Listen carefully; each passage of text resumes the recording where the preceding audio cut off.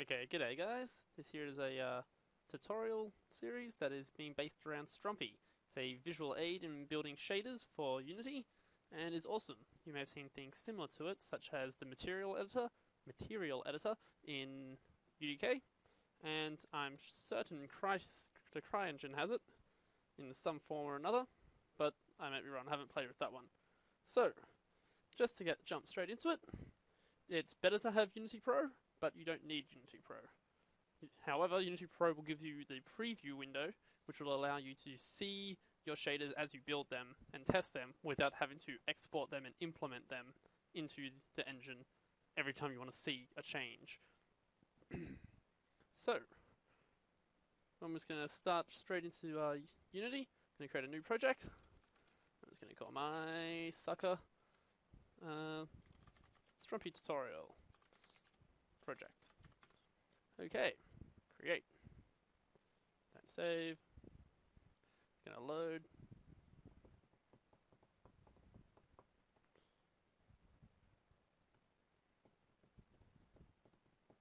Right. Now that we're back and it's a fresh new scene, first off what we need to do is install Strumpy. Strumpy is a plugin for Unity and allows us to, and you just need to run this, any package that you download or get from the asset store.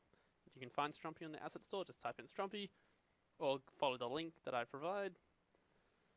And now Strumpy, or any package can be installed just by double clicking it and it'll do the rest. You just hit import, it does its thing, and I know at least for me, after it does all this, nothing has happened.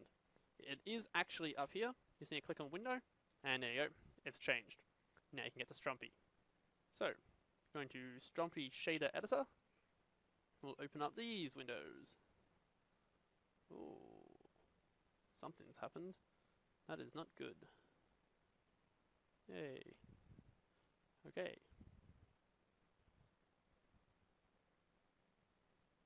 Okay, I had some problems there. So, once you open up this, it'll initially say you can't save the shader, because it'll always say that at the start until you've actually saved it. And as you can see, this here is a basic shader. We've got a few things here. We've got the preview window, which you'll only have if you have Unity Pro. And we also have a little mesh button down here. You just hit the little dot, and you can choose other objects. And then you can view them in here. As far as I know, you can't zoom in and out in this window, which is a real pain.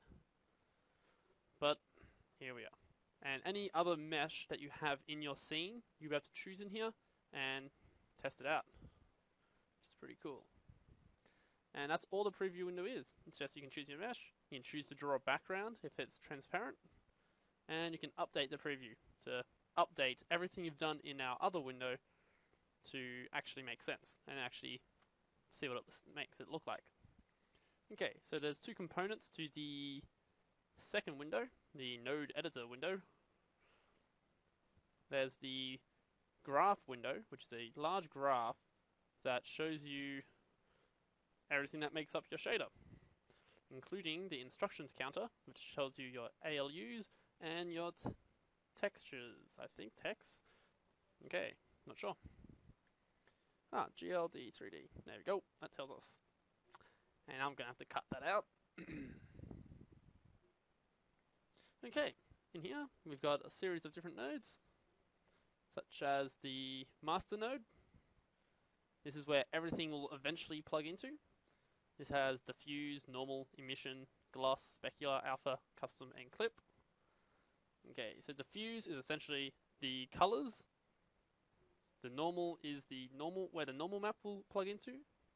Emission is anything that's self-illuminated, so anything that glows will go into emission. Gloss is similar to specular, but not quite, in that I'm going to skip that one. Specular is your specular highlights. Alpha is the alpha blending transparency, which is anything that will blend into invisibility. Custom is a whole different you can do a lot with custom, so we just will avoid that for now. And clip is essentially alpha testing, which will test your alpha map and cut out anything beyond a certain point, which gets into the discussion of alpha blending versus alpha testing. Okay, along with this, we've got different nodes. You can just click and drag them. You can left select, let go, so you can drag select a whole bunch of them. You can Control C, Control V to create a duplicate. Hit delete to press delete to remove. You just right click, no, cursors. To connect things, just click the little box on the left and attach it to the slot you want it to go into. So say we want our 2D sampler for the normal map to go into the diffuse. We can switch these.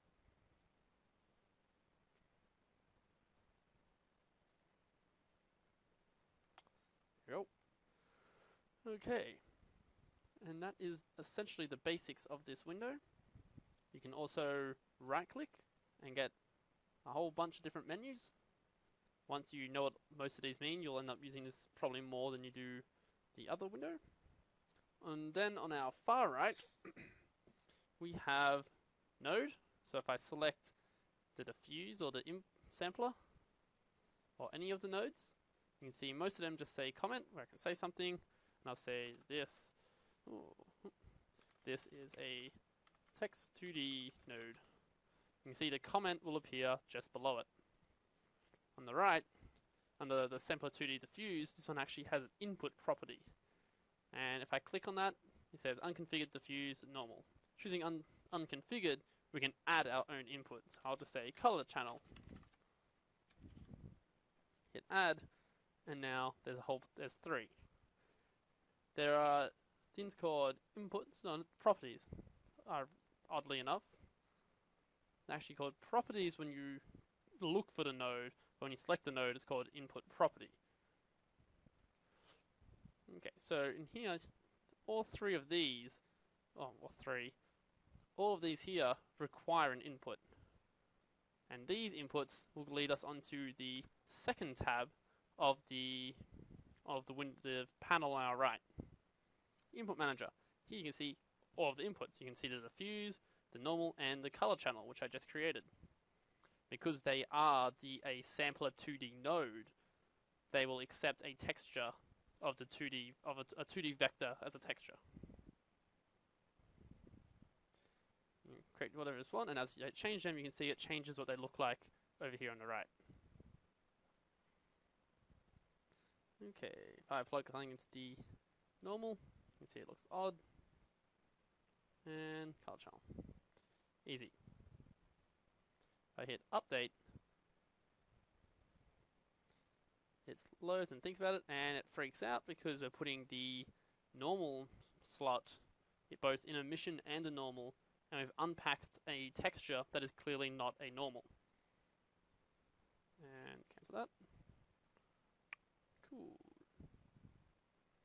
Under settings, we've got a whole bunch of different things. The name of the shader, we can just call this shader test 01.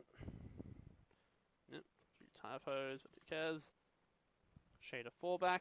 The shader fallback will essentially just tell us if the shader can't do what it wants to do, what will it try and do? And by saying diffuse, it will just fall back to the default diffuse shader. The shader model of 2 or 3. If you're making a phone game, you probably want to stick with 2.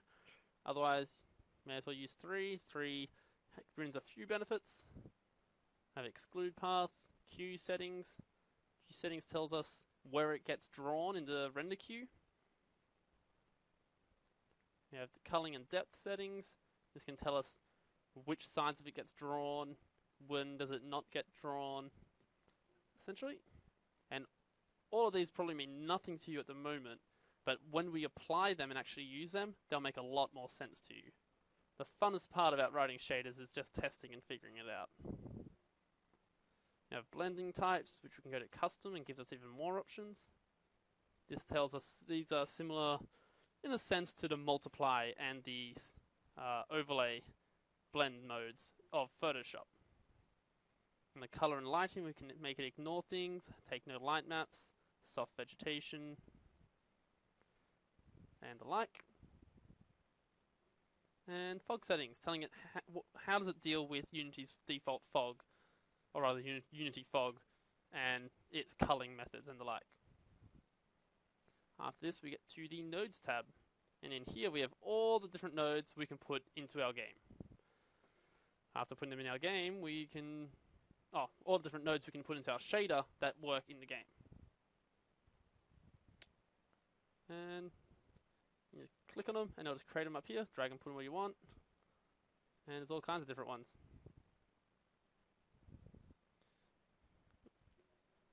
Annoyingly, you can't control Z in this window. They'll actually undo anything you've done in your actual Unity project.